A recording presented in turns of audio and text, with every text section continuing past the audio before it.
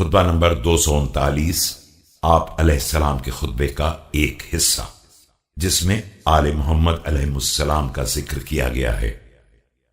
बिस्मिल्लाहिर्रहमानिर्रहीम।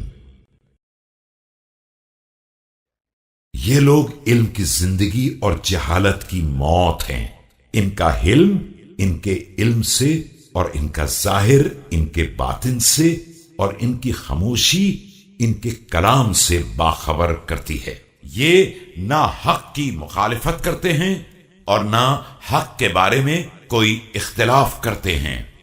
They are life for knowledge and death for ignorance. Their forbearance tells you of their knowledge, and their silence of the wisdom of their speaking. They do not go against right nor do they differ among themselves about it.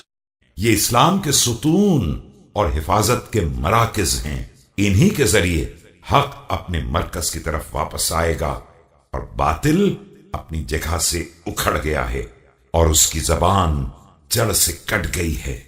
They are the pillars of Islam and the asylums of its protection.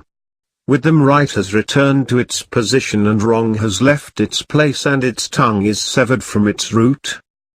इन्होंने दीन को इस तरह पहचाना है जो समझ और निगरानी का नतीजा है, सिर्फ सुनने और रिवायत का नतीजा नहीं है, इसलिए कि इल्म की रिवायत करने वाले बहुत हैं और इसका ख्याल रखने वाले बहुत कम हैं।